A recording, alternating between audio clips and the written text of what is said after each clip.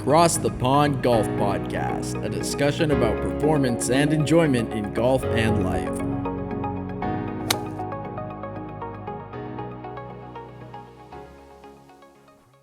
Okay. Welcome to episode 6 of Across the Pond Golf Podcast. James and Chris with you today. Not going to lie to anyone that does listen or watch, it's a bit of a struggle, so go easy on us. But here we go. James, just to let everyone know, this is our 4th attempt at recording, just to get past the introduction. So Chris is in good form today. Sweating and just struggling to speak. That's fine. Honestly, that's me on a good day anyway. So yeah, this is just a true reflection of who you are. Yeah, that's fine. And what you're about. So yeah, what's cracking? Well, we definitely wanted to get into a few things that we've picked up on in a month and a half of doing this, and I think we both can say that we've learned quite a bit, and want to go over a little bit of that and maybe touching into some new topics that we definitely have talked on the side about. So I think first and foremost, James, what have you picked up on in 5 episodes of doing this? I think it's very interesting that we've had some incredible guests who are all very knowledgeable, and yet they've all kind of got something different to say, as far as what they think is useful for performance and what they think is important for people, which is great, because I think it just shows us that there isn't one way to success. There isn't one way to improving. There's a lot that goes into it, and that's certainly, I think, something that I'm picking up on, is that there is no mold.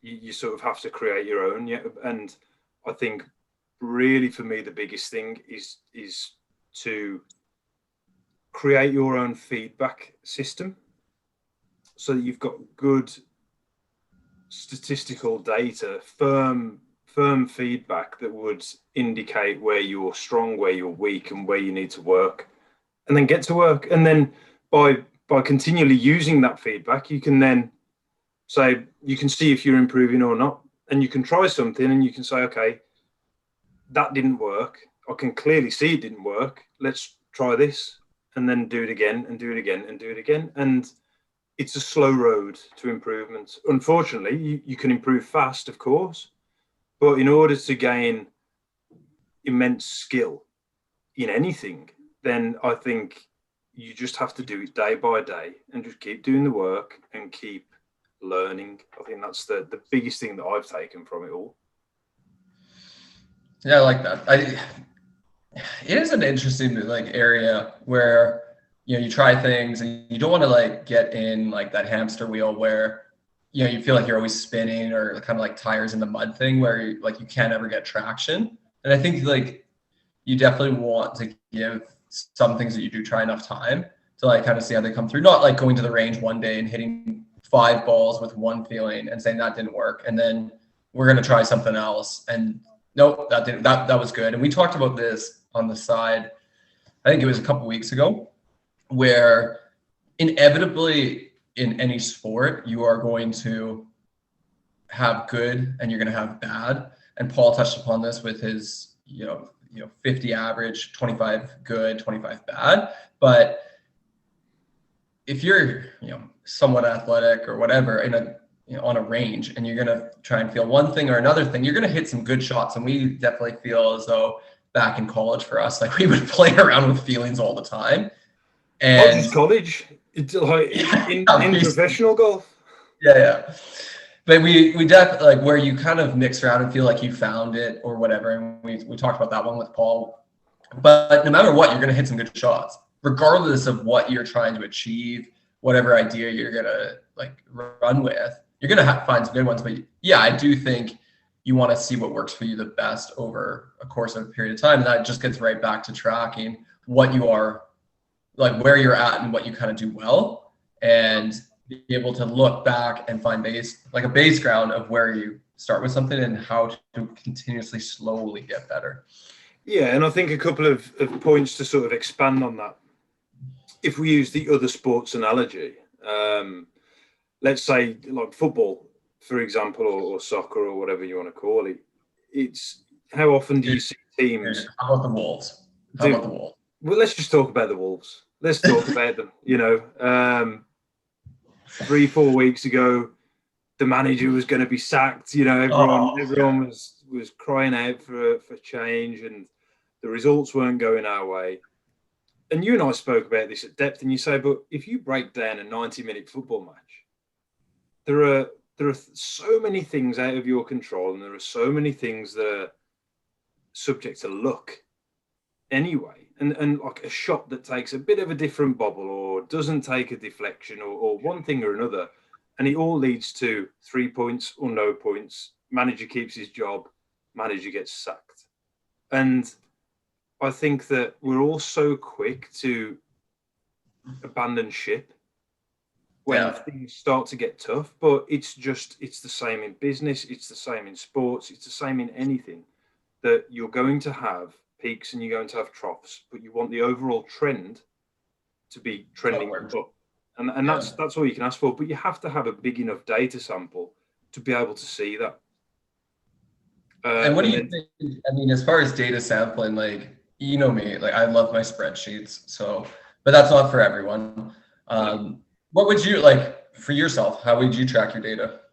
Well, to be honest, I think when we spoke with Sam and he was on about just building the habit, just start small with it. Just if you start out by keeping, fairways, greens, putts, okay, then it's the most primitive form of statistical tracking, but you can do it that way and start that way just to build a habit. For me, every single shot that I hit gets recorded on the golf course. So I will always play, if I play a round of golf, let's say I'll go out and play 9 holes just to practice, I will record the shots. And I think it's important to go out with a specific goal in mind, where like one day you might want to work on your wedges. So you would put most of your focus on your wedge game. You would drop maybe 2 or 3 balls on every hole, depending on the golf course and obviously whether it's busy or not. Obviously, you don't want to be holding groups up behind you, but if you can, then just throw some balls down 125 yards and in, and just throw balls down, record the yardage, record the club, and record the proximity. And then over time, you can build a little database of your average proximity to the hole. And you can see if your wedge game is getting better or not in the real world, because it's one thing doing it on a launch monitor with a TrackMan or a Foresight or whatever, where it's sort of very, very low risk, kind of low pressure, and you're on a flat surface. It's good, but it's not the same as being on a golf course. So if you can do it on the course, I think that's the best thing for you, and just figure out your own way of keeping your data. As long as you have a consistent system, then you can see trends, can't you? You can see if you're getting better or worse, and then once you know that, you can then break it down further and figure out what it is you need to work on. Yeah. No, it's tricky, because I know for you, like with both of us, we can play a fair bit of golf on our own. We don't really mind, and going out on the golf course and working on some stuff. I think for a lot of people, like, whether it's your average player that's a 10 to 20 handicap or whatever, even like some low handicaps, like they're playing with people a lot, so they don't get the opportunity to say like drop down the balls and whatnot. I mean, you still can, but a lot of people, they enjoy like getting out and having the game and having fun with friends and whatnot. So it's a little bit different, but I think definitely if you have an opportunity to just track, okay, you missed this putt, it was an 8-foot putt, you missed it, okay, and just keep it going all the way throughout the round of where you make and you miss from, where you hit the greens from, you're going to figure out pretty quickly what areas of the game. I know for me recently, like when I've played some new golf courses, and like even though the tee shot might be a little bit intimidating, and it's very easy for your mind to be like, okay, like lay back a little bit, just get the ball in play. But just like my basically 6-iron through 4-iron is just such a weakness for me that it's actually better served to get the ball further down and take on some risk so that you can put it in an area where it's like, okay, as soon as it's kind of 150 and in, it's one of those strengths of my game. So it's like, get that ball as far down the hole when you can. Yeah, don't get me wrong. If there's out of bounds and hazards and you're struggling with your T game, then yeah, like you have to adjust there. But that definitely, I picked up on that in the last couple of weeks. And that's just sure. But if you didn't track, you wouldn't know that. No, you just keep doing the same thing, right? Yeah. And I think that's where maybe getting back to that hamster wheel, mud in the tire analogy. If you don't track, you're going to kind of keep doing that. You're going to keep playing with different ideas and getting similar results because you don't know where you are. And it's exactly what Sam said to us in last week's episode, where a lot of people are just emotionally attached to it. And that's kind of how they assess everything. And it's not data driven and it's not statistical, this is what I'm good, this is what I'm not good. We need to improve this or not. And you could quickly change ideas, change coaches, everything often and get the same result. Yeah, I mean, if you don't have any idea of how good you are at any given aspect of the game, no coach is going to be able to help you improve because they don't know what to work on with you. I mean, if they take your word for it, what do you want to work on? And you're emotionally attached to something and you say, oh, well, I'm a great putter. And you hear this all the time, particularly from amateurs, you hear this all the time. I'm a great putter. And it's like, okay, how do you know that? Yeah. And compared to what or who? And just that questioning of itself, all of a sudden they stop and they think, no, well, actually, I don't know. But they hold a 30-foot putt 6 months ago, so now they think they're a great putter. And the reality is, we're all emotionally driven at times, unchecked. And I think that can really bleed into our decision making on the golf course, in life, everywhere. Well, you remember the last time we were in Portugal, and I had over the course of how many? Like we played what, 7 competitive rounds? Yeah. Seven in 11 days, I think it was, wasn't it? Something like that. Or how did we go? Did we go 3, 3, and 3, or did we go 2, 3? It was so practice round, 2 tournament rounds, practice round, 2 tournament rounds, day off, practice round, 3 tournaments. 7.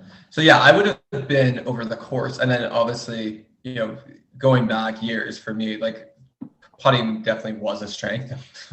Is a key word there. It's not right now, but in the course of those 7 rounds, I think my overall strokes gained putting would have been -1.5, and there was one round in there where it was positive 6.4. And if you don't know anything about strokes gained, that's like going off of a baseline of a tour player, the average amount of what they're going to take from that position to the hole in strokes.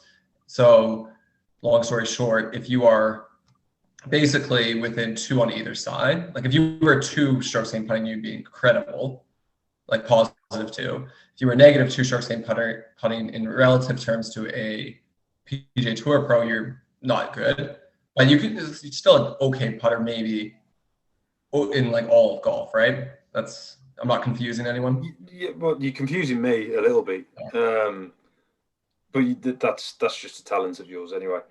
I think fine. No. Again, the worst putter on tour, I think you're looking at -1.6 or 1.5. Yeah, to keep a tour card. So I would have said after that I'm a good putter because I had one round where I was incredible and made everything. When in reality, if you look at the course of 7 rounds, it's no, you're not. You're, in regards to a tour pro, the worst, right? And amongst your peers, say high level amateurs or mini tour players, you'd probably be in the middle. Yeah, and sort of conversely, my season started off last year with a -7 strokes gained putting, and I think, what did I shoot? Was it 6 over, 5 over? And I lost 7 shots. When Dave listens to this, he's gonna love that. Oh, geez, yeah, love it. And because he's in his mind for you, he's always he's a tour level ball striker, and his putting, he's holding a rattlesnake. You know? Well, that day it was like I was holding a bag of rattlesnakes. It was bad. But yeah, it's that was the start of the season. I thought, well, it can't get any worse. That's the good thing. Like it can't really get much worse. But after that, obviously, because I'd recorded it and I saw how bad it was, you just say, well, okay, we'll get to work. And then slowly but surely, it was like, okay, now I'm a -1. Now I'm a 0. Now I'm a +2, +3, +4. And you start to trend upwards. And again, it's not always going to keep going up, but as long as the trend is that way, whereas if it was an emotional thing, you'd just be like, oh, well, I'm terrible at putting. And that's going to be really difficult to improve when you're that bad. But in reality, we all have terrible days. Yep. Well, and I think on the terrible day thing, and this is an interesting thing, I recently had a really bad round where I think I was 12 over. And like, that's as bad as it's been in a long, long time. Now, the interesting thing, kind of like that putting round, do you go back and like just rethink everything that you're doing? No, right? Like you want to like see how like that round in itself like kind of affects maybe your scoring or like the putting round that you had. And it's not like you're going to change your putting coach after a round like that, or you're going to change dude, all of a sudden, putt left hand low, belly putt, whatever, right? Yeah. No, you want to be able to give it some time and see where things trend. And inevitably, we're going to have days that are really, really bad, like terrible. Now, how would you handle that? How would you handle like a really, really bad day? Just kind of like whatever, and we'll move on. What would you say? I think old me would have been angry, probably snapped the putter and kind of made the decision for myself to get a new putter. Yeah. Obviously, older and I'll use the term loosely, but wiser me. I was just going to say. I think, again, it's all down to the feedback. I understand that you have bad days, and emotionally, some days we're better than others. I mean, some days you walk off the course, you've had a terrible day, but you're like, you know what, I accept that, and I've enjoyed it still, and it's just been nice to get out there and have a game of golf, and I've learned a lot. Other days, you might come off and it's the end of the world, and you're going to quit because you're no good, and you'll never come back from this kind of performance. Like, you just shouldn't be shooting those scores, and I think that's just something that we all have to deal with on a daily basis. But I think if you can just know that it's going to be okay, like, and that's the importance of recording the data. And what I will say is, for people who record it now, people who are thinking of starting to record data, whether it's every shot or just during practice or whatever it is, it's easy to have a bad start or a bad day and say, well, I'm not going to use that because it's not good for my ego. But that's exactly the data that you need to use. That's and I was just going to say, I think on the flip side too is a really important thing. Like if you are tracking and you go out and you have a day where, let's say you're a 6 handicap and you go out and you shoot even par, right? The different, like, difficult thing I know over like Canada, the United States, the way the handicap works is it's based on like your better rounds. It doesn't really take into consideration your bad rounds. It's not like an average score, right? I think that's what's going on over here now. I think we've all sort of switched to the same system. Yeah.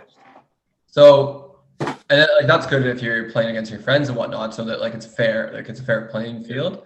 But the one thing that's bad about it is it's not like a true indication of where you probably are from like an average scoring point. So if you look at it, let's say you go out and you have like that great day, the opposite of the terrible day, right? And you start to think that that's what you kind of are. And we touched upon this in the first episode as far as expectations go. But if you feel as though you are now all of a sudden 6 shots better when you play your best, and that's what you expect out of yourself, that can be a dangerous road as well, because you, as far as expectations and frustration goes, instantly you can get quite pissed off, frustrated when you're out on a golf course and it's not going exactly the way in which you think it should be, when in reality that was just a great round. And also, like, it's again the sort of anger, the disappointment, and the emotional side of it would just stem from a gap between what you expect or what you want and what is happening. That's all it is. It's I want to shoot a good score, but that's not happening right now, so I'm going to get angry. And the anger is kind of your reaction to the difference between your desire and the reality that's going on. Whereas if you just kind of, it's a tricky one. I suppose you could look at it where you just go one shot at a time.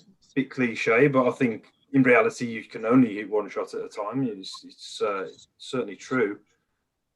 But of course, it's difficult not to know where you're at as well as far as score goes. So it's a tricky thing. But I think just knowing and reminding yourself that you are going to have bad days. They just happen, and whether that's around where you feel like, man, I haven't really done much wrong, and yet I find myself 3 or 4 over after 6 holes. Whereas quite easily you could be the opposite way, where you sort of 3 or 4 under through 6 holes, and you think, well, I haven't really hit a good shot here, but I just keep getting good breaks, and I've holed a couple of good putts, and you find yourself in a completely different scenario. So if you could objectify it as much as possible, as opposed to just getting emotionally invested in it, then perhaps it sort of lays a foundation for a better round of golf on a more regular basis. Yeah, no, I agree with you there. And one thing we wanted to touch upon today too, like, I think both of us, we spend quite a bit of time, whether it's listening to other podcasts, like audiobooks, reading, and like learning from, like, whether you want to call it successful individuals, whether they're authors, philosophers, whatever. And I feel like one of the things that we've touched upon recently is like kind of rigidity versus like the flexibility. It's the same thing when you're in like a golf round, right? Like you have to be able, when you're out there, to adapt to what the situation is when you're playing, right? And if you say, I'm going to go out with this game plan, and all of a sudden you 9 holes in, it's not going the way, and you need to switch something. I'm going to go out and I need to hit 10 drivers today. And the first 3 holes, it's snap book, block out of bounds. Yeah. You need to be able to shift. That's the golf version of it. So how do you, in your life, take on like structure versus being able to adapt to the situations and being fluid? Man, I think that's a tricky one for me to answer. I think that's something that I definitely am trying to work on a regular basis. What I will say is that, completely unrelated to golf, but let's say that you have a day off work or a day in work. Your alarm goes off, you get up, you go to work, and you're there, and you're there to do a job. But if let's say you're at home, you want to get stuff done, but you kind of wake up and then you sort of ease into your day, and then before you know it, you've kind of gone 2 or 3 hours, and you think, man, I haven't really done much. And then of course you start to think then, oh, I'm wasting my day, like this, that, and the other, and now you don't really feel like doing anything, and this, that, and the other. So I think it's important to even just have one thing. Like, what is it I want to achieve today, as your kind of, to set your boundaries, so to speak, and then operate within those boundaries in the best way, perhaps, to get those results, if that makes sense. Yeah. Obviously. So if we say you turn up to golf and you feel good, you feel rested, and you're sort of energetic, and you have a good warm up, and you're hitting it well. Well, then back to expectation, you might say, well, okay, I want to shoot a good score, so I'm going to be a bit more aggressive. And like, my game plan is to sort of attack the golf course, and we'll hit some more drivers than normal because I'm hitting them well. And then you go out and you do what you've just said, and you hit 3 in the trees or out of bounds or whatever it is in the first few holes. Well, if you keep doing that and you keep pulling out the driver and say, well, I feel good, I'll get it eventually. Yeah, you might get 1 eventually, but you'll be 10 over before you get there. So maybe rein it back and say, okay, well, perhaps my performance isn't matching my feeling for the day. what shot can I hit? What am I comfortable hitting? And then hit the 3-wood or hit the low 3-iron or whatever it is, and just steady the ship a little bit. Yeah. I mean, and that's something that I think we've discussed recently as well, is just practicing those shots.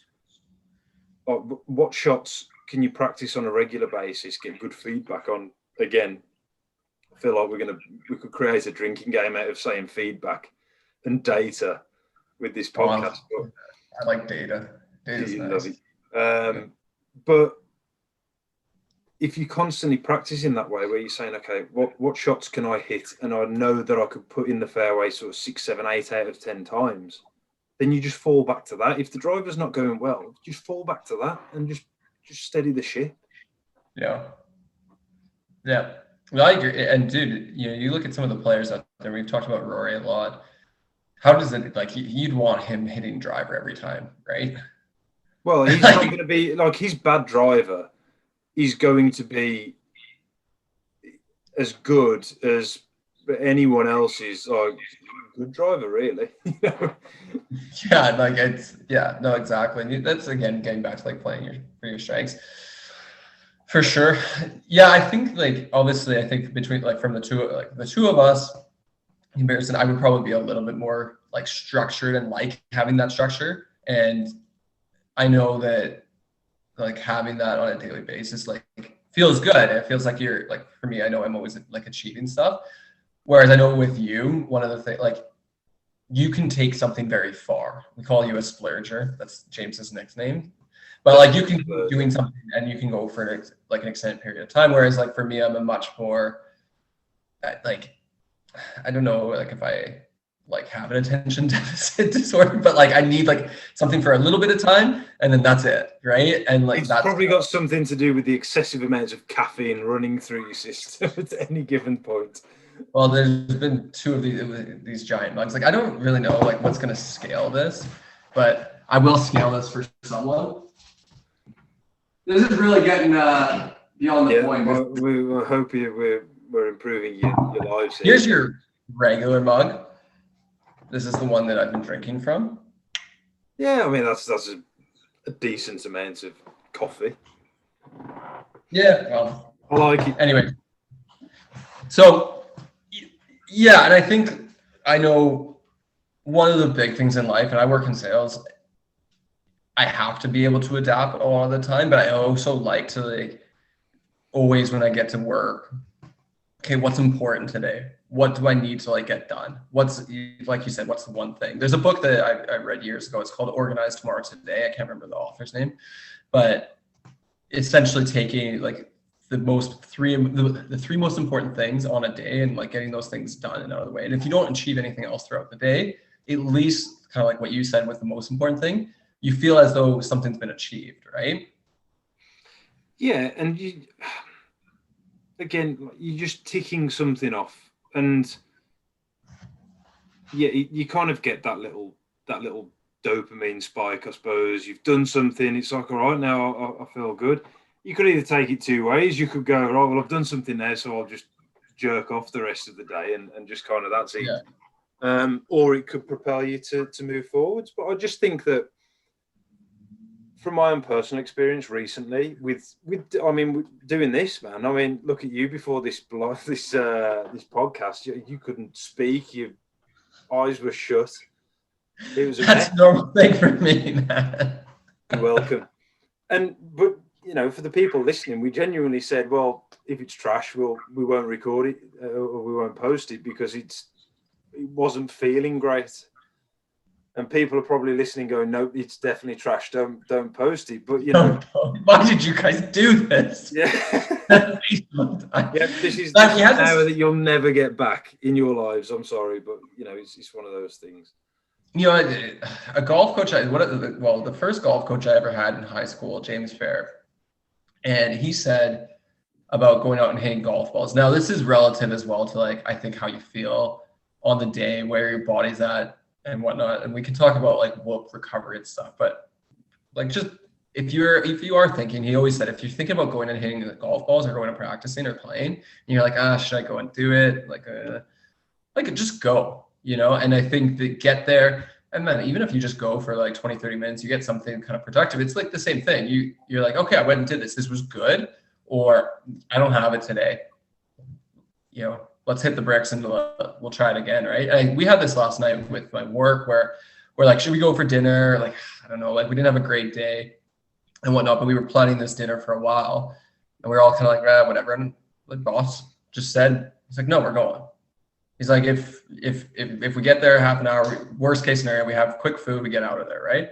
And dude, we end up being there for a couple hours, having some good laughs and a good chat. I think that's a great thing of just, even if you are in that situation where you're like, whatever, right? Just try.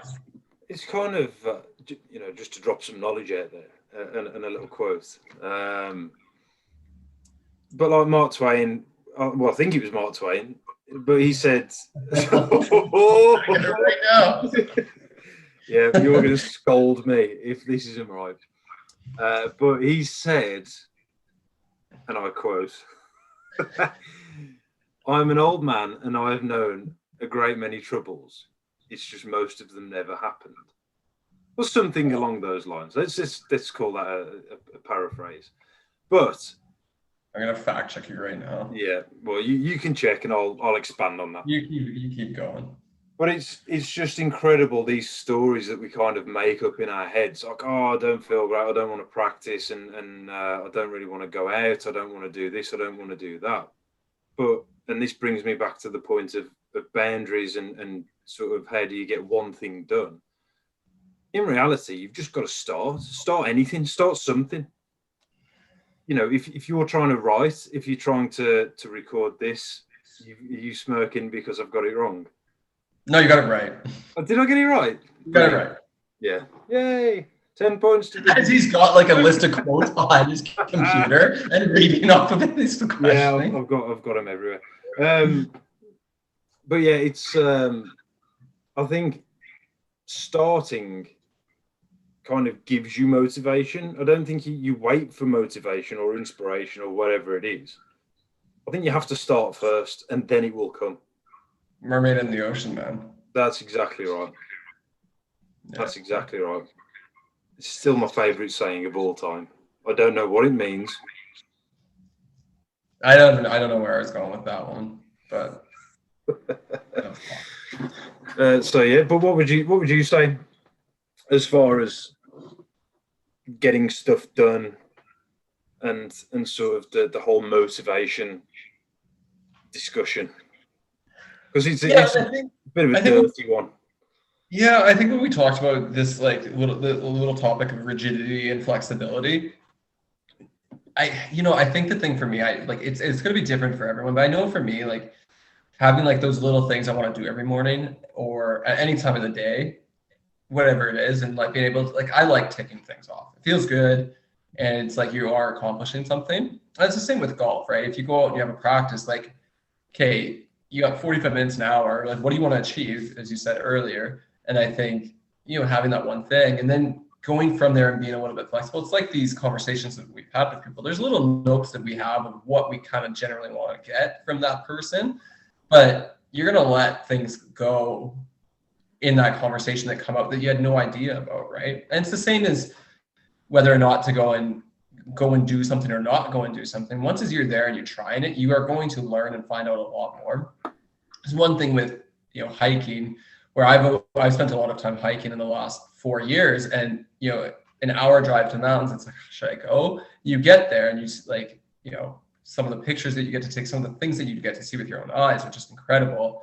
It's like you would never have known those things, and you may find something out there that that you didn't even know existed, right? And yeah, like Paul said about the journey, it's all kind of there. Like pick a direction and head that way and see what comes about, and keep your eyes open, because you just do not know what you're going to encounter, do you? It's a crazy world, and we think we're good at predicting stuff, but we're crap.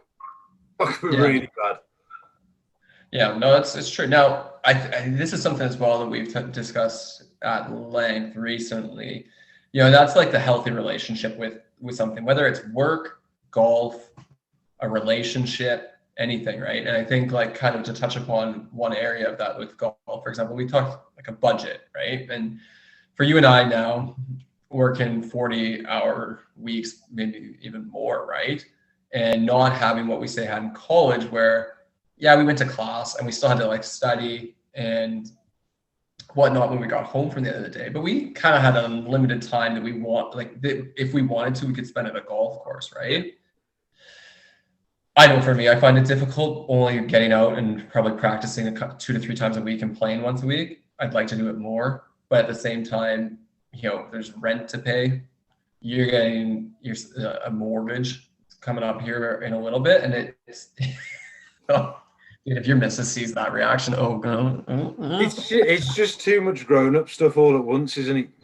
Oh man, but it is interesting where like something that I know for the two of us and a lot of people that play college golf, play mini tours at like a base level of professional golf. It's a tough transition because I want to still get better. I want to do more with it, but it has to have boundaries. And that's even a great thing as far as what we talk about with healthy relationships. Where are those boundaries, right? Yeah, and you can't, if you put everything, and you hear this non-stop with people who've got successful businesses and successful athletes and one thing or another.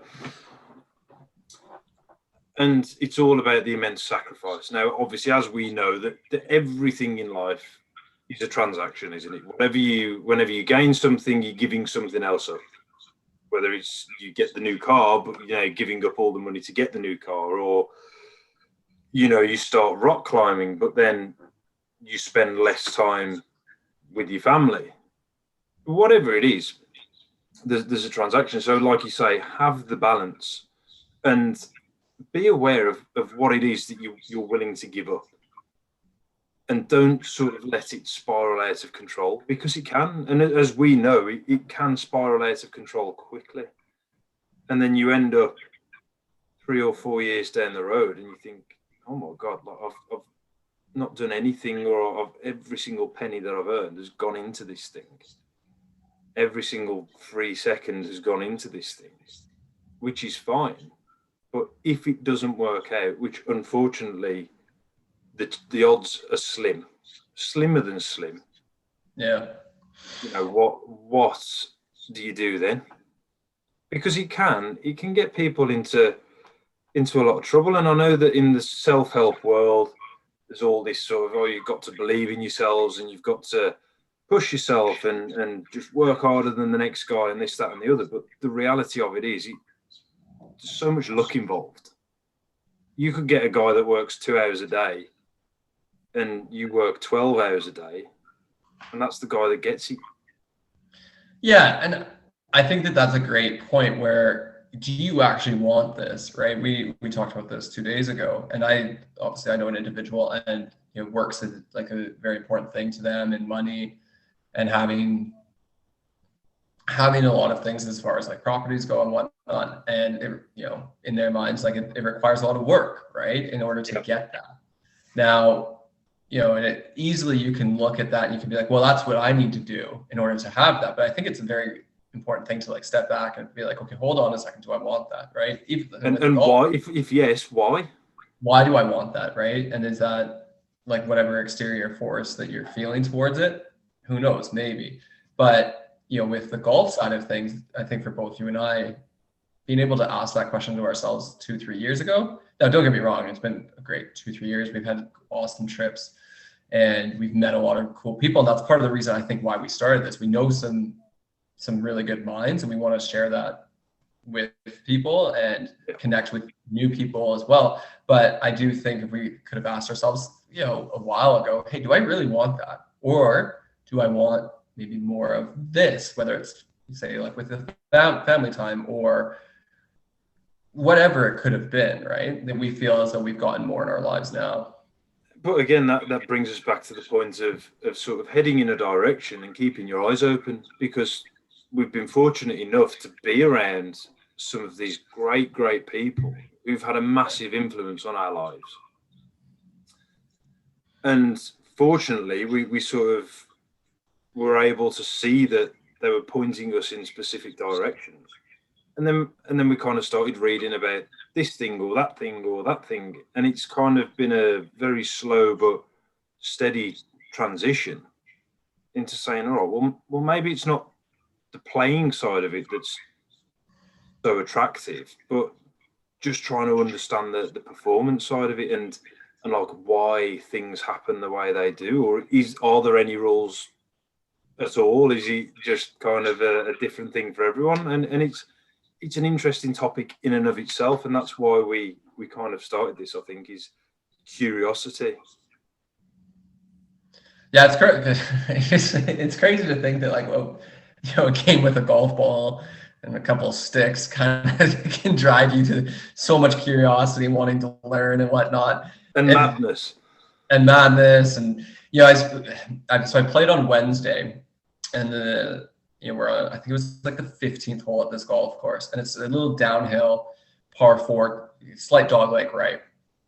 And from the back tees, I think it was about 390. And get up on the tee, it's pretty narrow. And there's a water hazard right, trees left. And then you look down the middle, and there's a tree in the middle of the fairway too. So I'm like, all right, well, I'm going to lay back enough so I can get a ball over the tree. Obviously, if we're going to have to get over it, right? And so we're walking down and playing with this older gentleman. And he says to me, he's like, I just don't understand golf. And I was like, what do you mean? He's like, they put water everywhere. They put sand traps everywhere. And then you hit the ball in the fairway and you've got a bloody tree in your way. And I'm like, you know what? I think it's that madness that drives us so much to want to just keep going and going and playing. And yeah, 100%. 100%. I mean, because the crazy thing is, you could be in the middle of the fairway with a 9-iron in your hand and put it in the water. You could be in the trees with a 3-yard gap to go through. You've got to go over water, and you can hit it to 3 feet, and you just think, what's going on? There's no consistency with it. It is just mind-blowingly difficult to get your head around, isn't it? Yeah, and I think the more that you put the ball in better positions, the more that you're going to get relatively like similar bounces and whatnot. But I think it's just the reason why it's such a great game. One, you're outside, you can socialize with people, you're competitive against yourself more than anything. And I think that that's a great lesson in itself. Like, you can look at a leaderboard or you can look how you're playing against your friends, but in reality, if their skill level is worse than yours or better than yours, what's the point, right? But I think that's something that I certainly wanted to dive into today as well. It is who is your competition? Yeah, it's got to be. I think it's got to be yourself, and I do think that playing with both, players that's worse than you or not the same skill level and better, it's a good position to put yourself in on both sides of it, because I think that for those lesser players, when you're teaching, you have an opportunity to learn some of the things and like reiterate in your mind what makes sense and what simplifies it, right? Yep.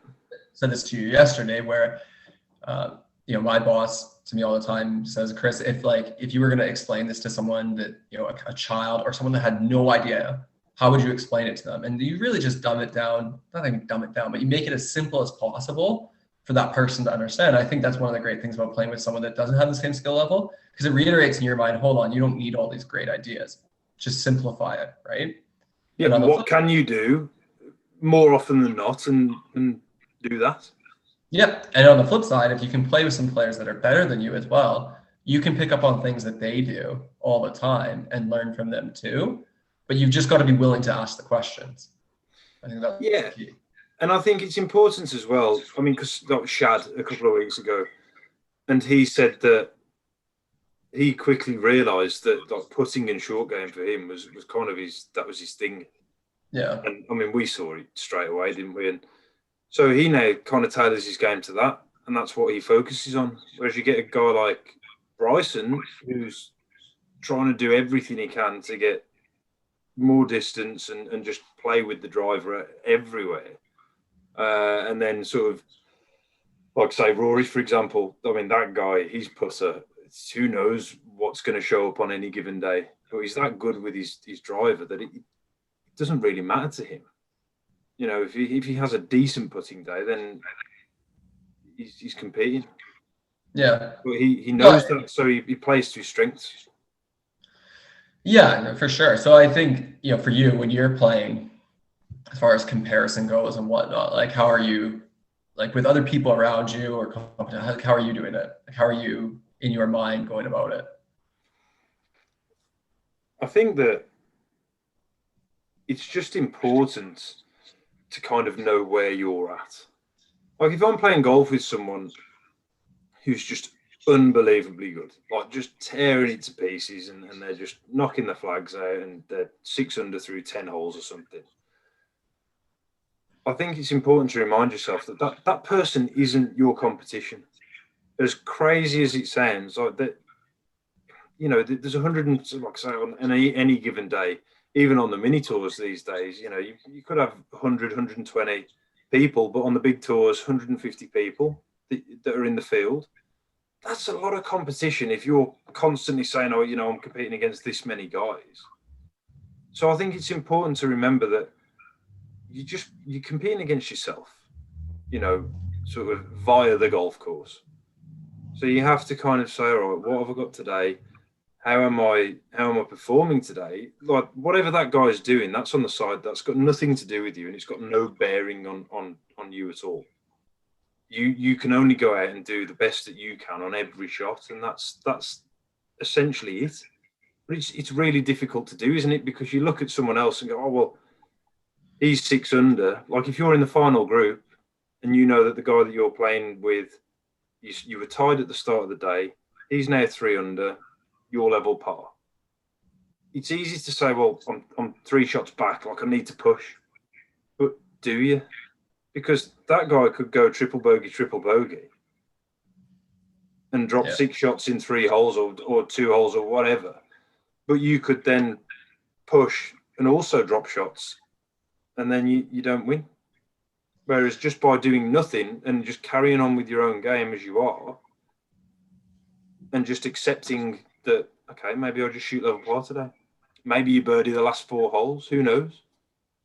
Yeah, it's interesting because I know from like some great player perspectives, Faldo and player who was head down, blinders on, just go play, don't really look at the scoreboards, just go play and like shoot your score, right?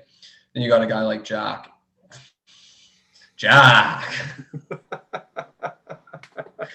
That's a 5-star character. Where you going, Jack? I'm actually surprised it took 6 episodes to do that, but that's fine. We've done that. Yeah, there you go.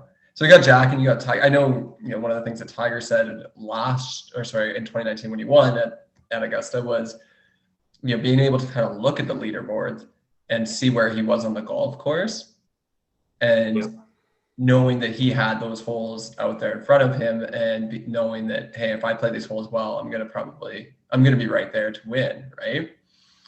Jack said that all the time too, about like looking at where he was on the leaderboard and figuring out what holes he could take advantage of, going out. You still got to go out and do it, right? But they were very in tune with what's going on, where you have 2 other players that, dude, it was just forget about all that. And it shows you can be successful in both. Absolutely. And you need to figure out which way you want to go with it, really. There's no right or wrong way. I mean, look at Tiger at Doral, 2006, 2007, whichever one it was, where he just hit a 4-iron off the tee, laid up on a par 4 and just took his bogey, and that was that. Because he had a 2-shot lead, 3-shot lead, something like that. Yeah. If he wasn't looking at the leaderboard and he's saying, oh, well, no one else is my competition, then he might have hit driver and put it in the water and lost the tournament. You just don't know. So I think you have to be aware of your surroundings and the people around you, because ultimately you are still competing against others, but you can't control what they do. You can only control to a certain extent what you do.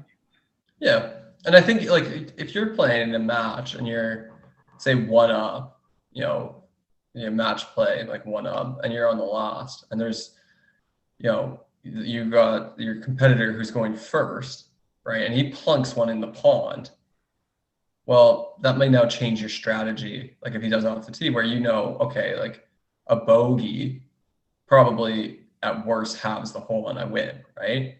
And if that's that's what you're trying to do, you're still trying to, in those scenarios, you're trying to win. And even same thing, if you're one up in a stroke play event and you're on the last hole and the guy that's chasing you plunks one in the pond, same thing, a bogey probably gets the job done, right? So, but that I think that is, we've talked about this before, missing a 3-foot putt on your first hole of an event and a 3-foot putt on the 72nd hole of the event. And one seems with a lot more weight, but it still adds up to the same. And that's the interesting thing. I mean, obviously there've been multiple sort of studies done on this stuff, and I think Daniel Kahneman did some work on this. I'm not really too clued up on it, but kind of what happens at the beginning of an experience and what happens at the end drastically influence how we remember those experiences. And isn't that just the emotional thing that Sam talked about last week? That just 100%. 100%. And I will ask everyone listening to just think of this. Think of something that doesn't have to be golf, but we'll stick with golf for this example. But if you shoot level par, let's say you just shoot 72,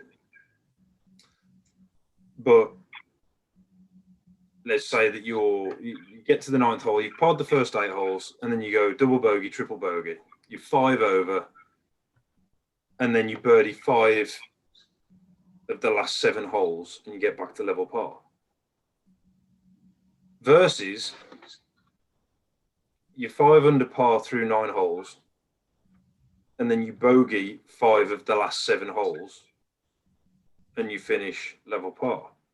Like, which one? Because they're both the same outcome, but you can almost feel the elation on the first example where you're like, what a great finish, like I've done really well. And then you can almost feel like the anger and the disappointment in the second one where you're just like, oh my God, I was 5 under and I've finished level par. It's the same outcome, but it's just how we kind of colour it in as we remember it. Yeah, and the one thing I will say about golf is any sport, but one thing I will say about golf as far as like starts and finishes go and like what's going on, I do think that if you finish strong, like you should almost finish stronger, typically, depending on like the course and the conditions, right? But if everything's equal throughout the course of a round, you almost should, because you've got data from that day. Let's say you've got 9 holes of kind of what's going on in your game, and you should be able to have a little bit more insight into prediction of what you're going to, if you're pulling the ball, you're pushing the ball, right? Your misses, like you're going to have a little bit more to like base your decisions off going forward. I feel like you should be able to finish a little bit stronger, and like the starts may be a little bit more difficult because like, dude, when you're warming up on a range, it's a flat surface and sometimes it's sheltered, there's no wind. You're not having to like base anything off of it. You're just warming up and loosening up, right? But then, here we go. Well, we'll dive into this one a little bit. Yeah, so like if you've got, let's say you got an event 2 weeks out, 3 weeks out, whatever the time frame is, what strategies are you employing as far as your practice goes? And even when you're playing, I remember one thing that I know I've heard at length for like say Jack Nicklaus at Augusta is 3 months prior, he would start really working on hitting big hooks, right? And because he was pretty much a fader 90% of the time, but he would start working on big hooks so that he had those 3 or 4 tee shots. So, which is a great thing. So what would you do? You've got just one event you're playing, or maybe, dude, you've got 5 or 6 in a row. Chad said he's about to go 11 events in a row. Yeah, and I think again, it depends on the duration of your tournament golf. So like someone like Shad, you're not really going to be going too hard before you get to that first event because you've got 11 weeks of travel and potentially 4 rounds plus practice rounds. It's a lot of golf. Yeah, you could have what 66 rounds of golf plus in 11 weeks. And given the fact that, and this is where we kind of go on sort of what's available to you as far as knowing what to do. I mean, dude, these wearables like the whoop that we both wear, or the whoop, however you want to pronounce it. But I mean, now, obviously I haven't been able to play golf with mine on yet, but I mean, yours, it's really thrown out some incredible data, hasn't it, as far as, how much energy you're expending during a round of golf? Yeah, somewhere between 12 and 1,500 calories based off a 4-hour round of golf. So if you're going to play a tournament, you're probably going to be out there for an extra 45 minutes to an hour at that heart rate level that you're at. And it'll surprise you, like where your heart rate is throughout a round of golf. It's probably somewhere between 30 beats per minute more on average, and can get sometimes if you're walking up hills or when you're obviously making a lot of swings and whatnot, it can get, not double your resting heart rate, but add about 50 beats probably to it. I don't know, man. I mean, I've just told a complete lie. I have played 9 holes with mine on. I haven't played a full round, but in that 9 holes, I had it up to like my resting heart rate. Sorry, it was my maximum heart rate was over 3 times my resting heart rate. What's your resting heart rate? So it's like 50. Let's have a look. I'll look at the round this week. Like 50, 52. And mine was up at like 160. Okay. 160. No, okay, yeah, that's true. So I had it this week. It was a hilly golf course. I think my resting heart rate is like somewhere in the 60s, like 62 or 65. I can't remember. And my average heart rate was 116. So probably double, close to. And then max heart rate was 168. And that's 1,500 count. That's only. I think what this shows, like the whoop, what it shows more than anything is just it's a lot more energy than you think. You need to have like the nutrition while you're out there, and you need to have the rest going up. I mean, man, you remember when we were silly in college, I was thinking, well, I didn't play well this day, and I had a good night's rest. So why don't we try it with like going out and drinking? Well, to be honest, I mean, I think the only way to deal with the way that we played golf back in college was drinking. I don't think any amount of practice would have helped us, to be honest. It is. The superstitions can be funny though. Yeah. Like the superstitions of I'm going to do this before a rounder, and this is going to have like a great effect on it. Like no. It doesn't, and I think. But again, obviously now we've kind of figured out what goes into a round of golf. Rest is just so important. And, I mean, guys, like professionals that are going to play events, go and look at the golf courses that you're playing, or at least, have a browse online and look at the course guides and stuff, and phone the professional, or phone people that if you know someone who's a member at the course or whatever, and just pick their brain on kind of what you're going to need. What shots do you need to play the most of? If it's a short, tight golf course, you're probably not going to be working too much on your driver, but you'll want to have a shot that you can hit with a 3-iron or a 2-iron or whatever off the tee to get the ball in play. You're probably going to have a lot of wedges. So that should be where the majority of your practice would be running up to that event. You also want to try and prepare your body as best you can. So, lying on the sofa for 4 or 5 hours a night probably isn't going to put you in the best position to go and move the next day.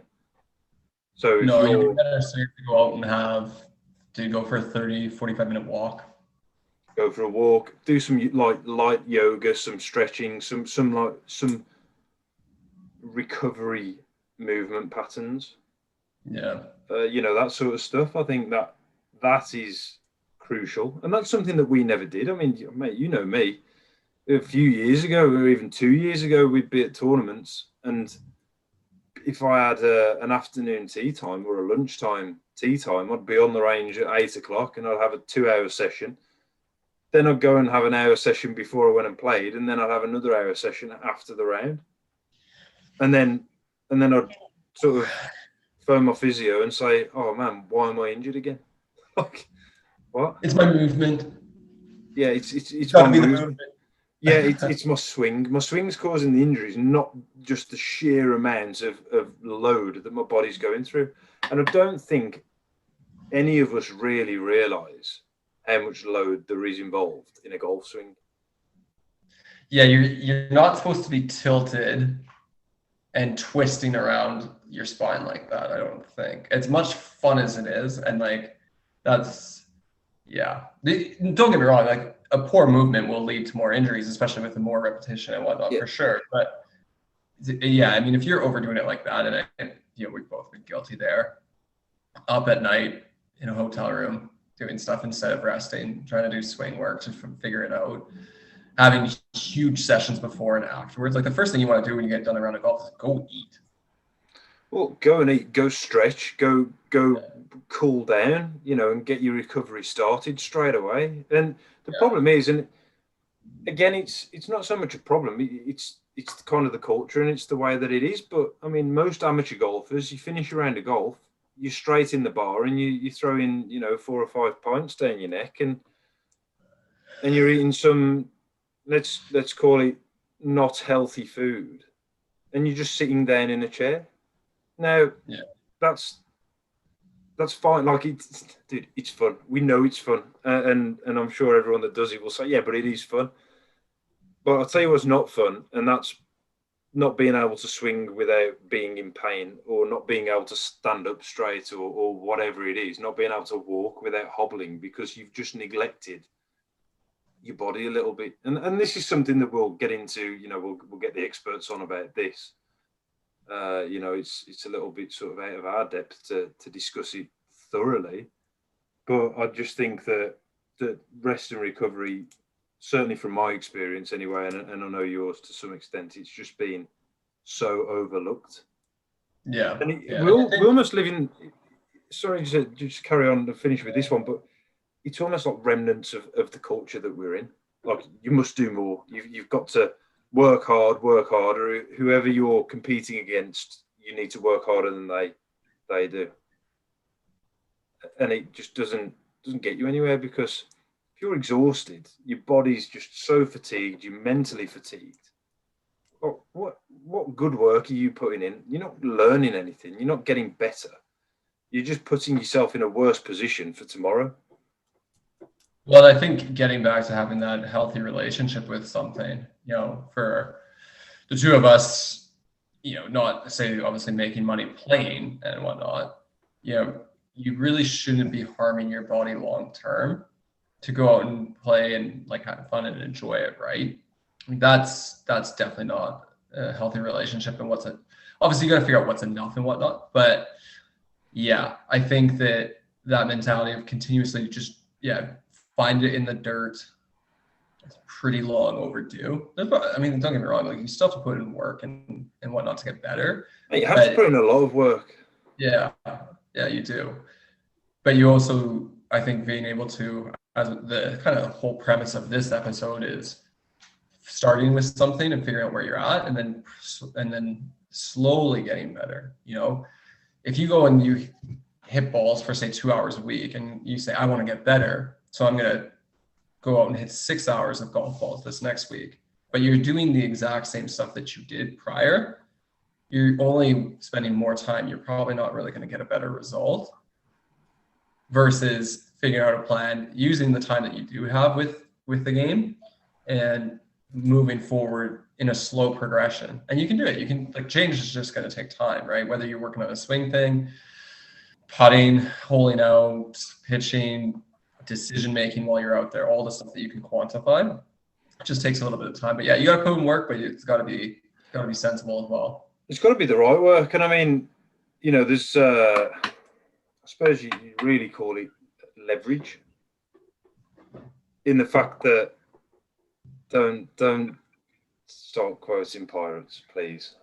Just finish the quote. No, I'm not going to do it. I'm not going to do it. But it's all a matter of leverage. Now people are curious. Yeah, there we go.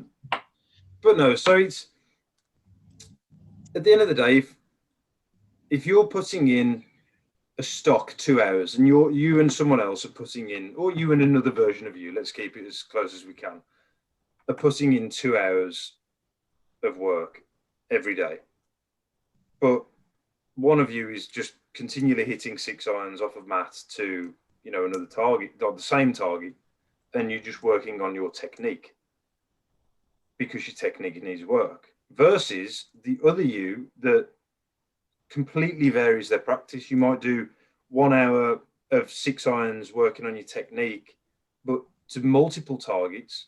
Then you might go and do 30 minutes of wedges and 30 minutes of holding out, but you're playing games and you're keeping track of what that is. And then, like you say, over time, everything like investments, monetary investments, like businesses, performance on the golf course, performance in anything, over time, you will see growth, like strength in the gym. You're not going to go in the gym week 1 and then say, right, by next week, I want to be squatting 200 kilograms. It's not going to happen. Yeah. And even from a load management perspective, you work out once a week, and you, like the New Year's resolution, I want to work out 5 days a week, but you've only for the last 6 months done 1 day a week. And now all of a sudden, I mean, you think about it, why people stop stuff, right? I'm going to go out and do 5 days a week. This is my new thing. And then, as we talked about earlier, what it taking from other parts of your life and funneling it here, what have you said no to there? And you can see why a lot of people would struggle to like keep like those resolutions or like those habits versus just a little bit, just be a little bit better, right? Yeah, people don't, and we're all guilty of it. We try to go from 0 to 100, but we're skipping like 1 to 99. Yeah, it doesn't work. You just go from 0 to 1 and then figure it out, and then go from, so on and so forth, and just do it incrementally. But you need the foundations, don't you? You need to build the foundations before you can start to really see improvement, because ultimately, I mean, we're all familiar with the fable of the house built on sand and the house built on stone, but ultimately that's what it is. If your foundations are crap, then you've got no base to fall back on when things don't go well. Yeah. So I think that's quite an interesting thing. But yeah, you've got to have patience, and again, it all boils back down to having reliable, quantifiable feedback, not only from yourself but from your coach as well. And I think you have to work together on it so that it can benefit you. Yeah. Because you're not the same as the other guy that the coach just saw. We're all different. Yeah. So last one we'll finish off with. I think it's a good kind of place where we're at right now with this podcast series, whatever. If you've taken one thing from the last, now 6 weeks, and if you were going to apply it to your life, or even what you think is just as far as a lesson goes, what would be that one thing that you picked up on? Oh man. I'm going to go a little left field on this one. And I'm going to say it's remarkable the generosity of people. We've been incredibly lucky to have the guests that we've had on. They've given up an hour and a half, 2 hours of their time to sit down and talk to us and try and help bring knowledge, information, and a bit more sort of enjoyment to the lives and the golfing journeys of the listeners. And I just think that I would encourage people to just say, okay, firstly, who is it that you can help today? And who is it that you want to connect with? Who do you think you could really learn something from? And just try and connect with them, because people are very, very generous with their time if there's a purpose to it. Yeah. I think that's kind of what I've learned, and I think it's moving forwards for us. I just think that's been huge, and I think we're both incredibly grateful that we've got people like that we can turn to. But I think everyone has, but we just don't realise that. I agree with you, man.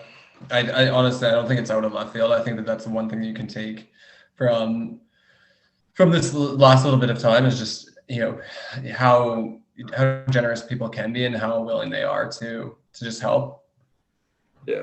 And an idea or something that they like to talk about. I think that's why there's a lot of reasons why we've done this, but I think one of the main ones is we enjoy talking about golf and a little bit of the philosophy behind things and the psychology. And I think, coming in the future, people will definitely see a little bit more of that recovery, how to like really take care of your body while you're doing this. And yeah, I look forward to it for sure. Oh, 100%, mate. And I think as well, just one other thing that I've sort of taken from it is that no two people are the same. We're all on different paths and we can all help each other along. But, really it's important that you just try and create some self-awareness and try and figure it out for yourself. Yeah, for sure. It's never the finished article ever. You've just always, I think, creating the habit of always kind of just looking at it. We don't want to be rigid, and you don't want to, everything has to be better.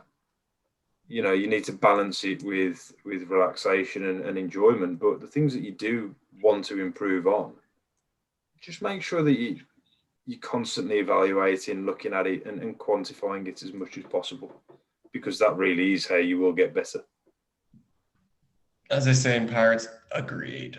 Yeah, it's difficult.